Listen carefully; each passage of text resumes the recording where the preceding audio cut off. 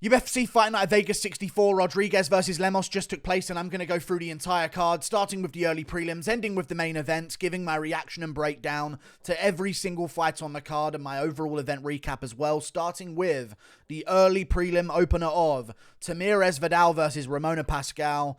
Tamires Vidal just was chewing up that body straight away. Ramona Pascual had a bad weight cut, and Tamires Vidal targeted the body. Very, very smart move from her. Took out the body with some big kicks early on, landed some decent punches here and there. There were a couple of scrambles off of a failed takedown attempt and stuff like that. And then a big jump flying knee to the body from Tamires Vidal put away Ramona Pascual. The fight was over.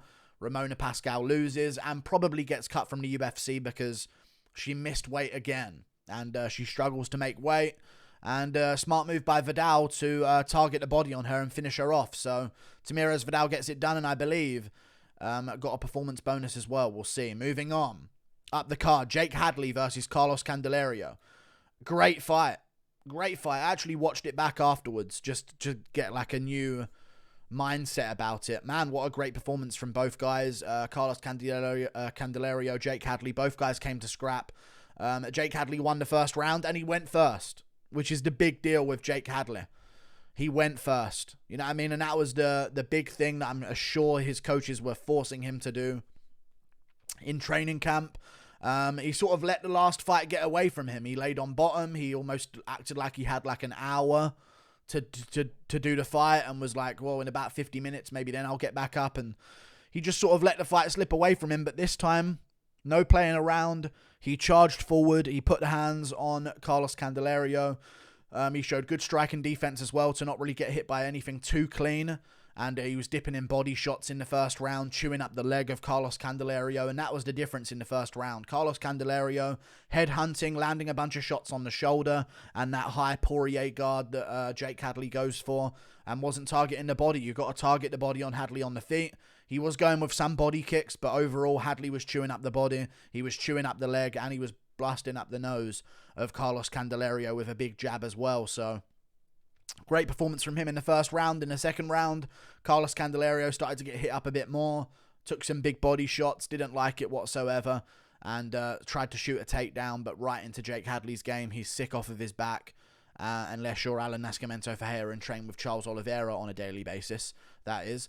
And Jake Hadley immediately latched up a triangle, threw his legs up, grabbed the head of Carlos Candelario, broke the posture, cinched up a triangle, busted him open with elbows. It was a great performance from him, and eventually adjusted it once Candelario tried to escape, and cinched it up even tighter. So good performance from him, and he got his brown belt as well, which is a good upgrade for him as well. So good performance by Jake Hadley. Moving on, up the card, Johnny Munoz versus Liudvik Sholinian. I went with Johnny Munoz. I said he would win this one, I believe 30-27. Maybe a rear naked would occur, but I think I said 30-27. Maybe you can give the third round to Liudvik Sholinian. He started to pressure, started to get a little bit overwhelming for Johnny Munoz. But in the first two rounds, Johnny Munoz, vastly superior striker, got a couple of takedowns mixed in there as well and had some control time. And just did more in the first two rounds. A little bit slicker, a little bit more clean with his work. And again, just a little bit too slick on the feet for Liudvik Sholinian, who just doesn't seem to be that great of a fighter altogether. But, you know, the pressure of him does get to some fighters if they aren't ready for the cardio. And, you know, maybe if there was 5 rounds, it would be a bit of a different looking fight. But Johnny Munoz did what he did to keep him at bay for long enough and won the fight by decision. Moving on. Up the card, Polyana Viana versus Jinh Yu Frey. I picked Polyana Viana to win by armbar in the first round. She got the job done by KO in the first round. Landed some big shots on Jinh Yu Frey, rocked her badly, and then followed up with shots afterwards and put her out cold in the first round. And this got a performance of the night bonus as well. So, yeah, Jinh Yu Frey didn't take shots well, got KO'd badly. It's probably soon to be cut from the UFC herself. And Polyana Viana gets the win and looks good, very good, while doing so. Good performance from her. Not really much to describe. It was a brutal KO, though. Good job from her. And she got a performance of the night bonus. Moving on. Mario Bautista versus Benito Lopez. I picked Mario Bautista to win, and he got a performance of the night bonus himself. Amazing performance from him. He just dominated Benito Lopez, made him look like he didn't belong, and I do believe that Benito Lopez does not belong in there with a guy like Mario Bautista, a very dangerous fighter himself. Took down Benito Lopez eventually after beating him up on the feet with combos and body shots against a cage, and just did work on him on the ground, beating him up, making him scramble, making him give up bad positions. Eventually got a triangle armbar from back control, and it was sort of like a Benil Dariush Drew Dober type submission that he pulled off. It was very clean, very slick, and good job by Mario Bautista. Looked good. I think he's a very dangerous guy. I'd like to see him against some big names in the bantamweight division. Very, very promising performance from him. Moving on, Miranda Maverick versus Shayna Young. Dominance from Miranda Maverick.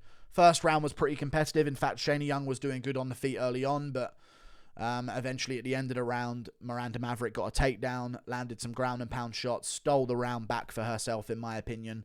And then in round 2 and 3, it was just domination the entire time. As soon as she realized, oh wait, this girl doesn't know what she's doing on the ground, it was like, okay, I'm going to go to the ground a bit earlier in the second and third and just put a pace on this girl and make her break. And she was looking for the finish the entire time, so respect to Shayna Young for not tapping or not giving up and not just conceding position and making it a bit less of a fight. She tried to fight the entire time. She tried to scramble. She tried to improve position. But overall, Miranda Maverick just kept on her, kept keeping control, kept top position, didn't give up a second of control time in their scrambles. 9 minutes and 14 seconds of control time she had.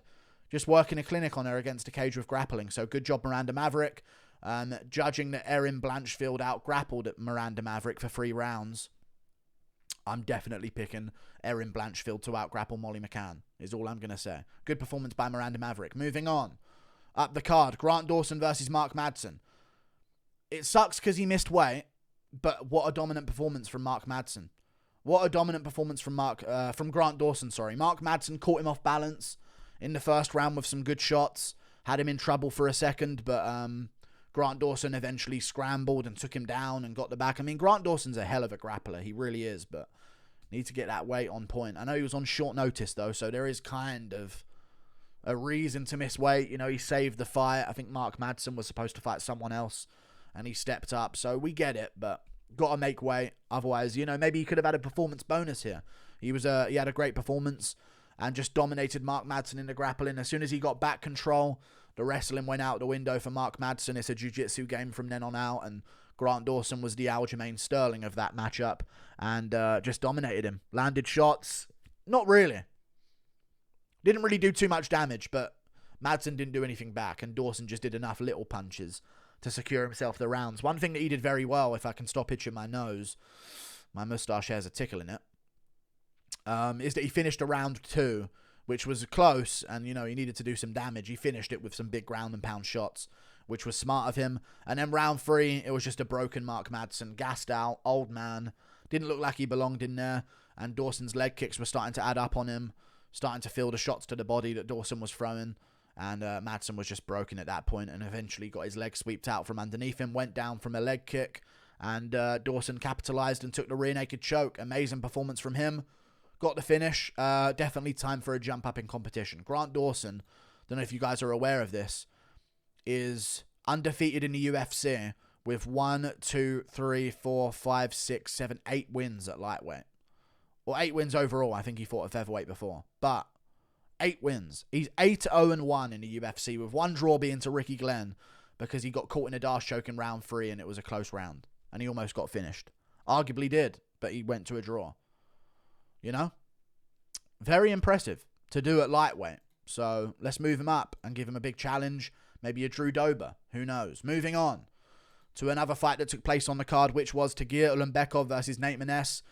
Not much to say here. Tagir Ulanbekov latches up the neck and chokes him out. Nate Maness just had a couple of moments on the feet. Both guys landed a couple of shots here and there. Tagir Ulanbekov got a takedown, ended up putting Nate Maness on the ground. And Nate Maness didn't really know what to do, but he was out total striking Tagir and working his way back up to his feet eventually. But as he worked up to the feet, ended up in a guillotine himself. A big guillotine as well. It was a strong guillotine that Tagir put him in. And Nate Maness just made a little bit of a mistake. I picked Tagir to win this one, but Nate Maness did make a little bit of a mistake. He just sort of stood there and let the guillotine happen and didn't do anything to stop it. Like, jump up, kick off the cage, try and make a scramble happen. Try and use your leg to sweep Tagir Ulanbekov and end up on the ground and try and flip over and then gator roll maybe out of it. Like, he just stood there and went, am I ready to tap yet, basically? It was, yeah, maybe it was so tight he was already out for a second and was completely delusional in that guillotine. But good job by Tagir Ulanbekov, finishing Nate Maness in the first round with a dominant performance, which we've yet to see from Tagir. So that's good to see from him because, you know, he's had the fight with Alan Nascimento that arguably he should have lost. Bruno Silva fight was a very close one, but he got the job done. Good for him. Lost a Tim Elliott fight in a very close fashion. And that was a very close fight as well. But this was a good dominant performance. We'll see if he can keep it going moving forward. Moving on to another fight on the card, which was Shayilan Nuerdianbeke versus Darrick Minner. Another ACL injury from Darrick Minner. Goes to kick the body, lands with the foot, obviously causes some kind of tremor up the leg and bucks the knee, hurts his leg badly, and then just goes to swing it again. I kind of feel like that's almost like a habit from some fighters. Like, if you throw something and hurt it, you almost want to throw something again just to really make sure you've hurt it, you know what I mean?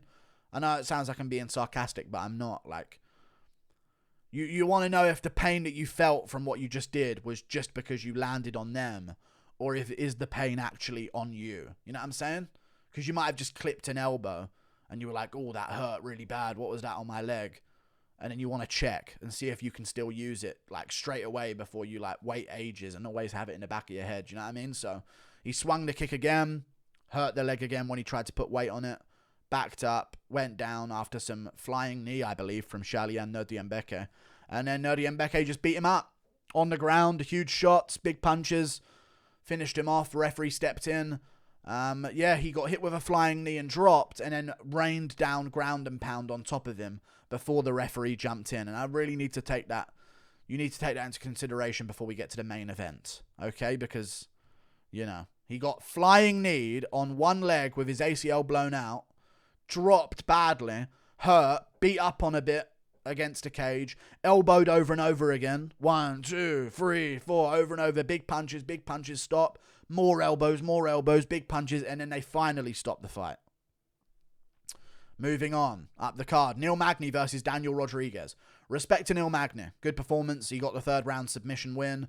I gave the first round to Neil Magny because of the ending. He got the takedown at the end and had a bit of control time and did some work there. So you got to give the first round to Neil Magny for sure.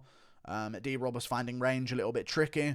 Both guys were landing decent shots. But yeah, again, Neil Magny ended strong with a takedown and got a couple of good positional moments and landed some good shots. Round 2, I gave to D-Rod. He outlanded him 35 to 27 on significant strikes.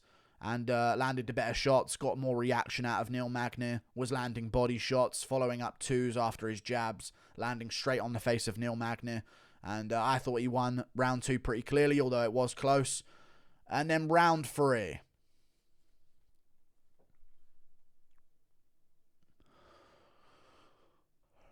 Daniel Rodriguez beats up Neil Magny. He just needs this round to win the fight. He needs this round to win the fight. He beats up Neil Magny for a whole minute. Hurts him badly. Has him wobbling all over the place and shooting a bad takedown on him. He then sprawls it, pushes Magny down, ends up on top. In round 3, both guys are gassed. He ends up on top of Neil Magny after rocking and concussing him badly. He postures up, starts landing ground and pound on Neil Magny. Good shots of ground and pound on Magny. All he has to do to win is keep that position on a gassed out Magny and win the fight from there. Even if Magny total strikes on bottom, he's not going to win the round because D-Rod rocked him and hurt him badly to even get him in that position. What does D-Rod decide to do? He postures up, stands up out of guard, and then just tells Magny to get back up. And what does Magny do? Oh my God, I've been given the lottery to get back into this fight. I was about to lose the entire thing. Time for me to shoot a takedown and end up on top myself. And that's exactly what happened. He shot the takedown, he found his way on top, and he kept his way on top. and eventually latched up a dash choke and finished off D-Rod. You robbed Li Jingliang to do that in round 3. It shocked me. The IQ on display was beyond Downs. I mean, maybe his corner told him he lost round 2, but even then, try and ground and pound this guy. You've just rocked him. A good ground and pound shot can finish this off. But, you know, I think he just didn't want to win, so he stood up and let Magny win. And it was a good performance by Magny. He got a performance bonus. I haven't seen that on Magny for a long time, so good for him, you know, gets paid. Moving on, Amanda Lemos versus Marina Rodriguez. Round 1, I gave...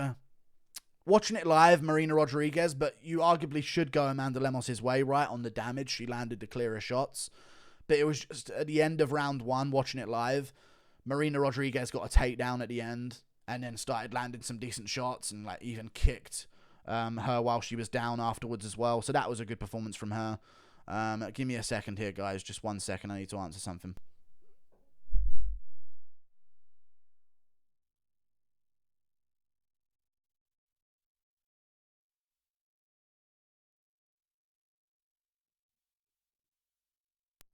So anyway, she hurts her badly in the second round. Or no, she doesn't hurt her. She gets her down in the second round and ends up on her back and just starts fighting for a choke for the entirety of the second round. But you could arguably give the first round either way.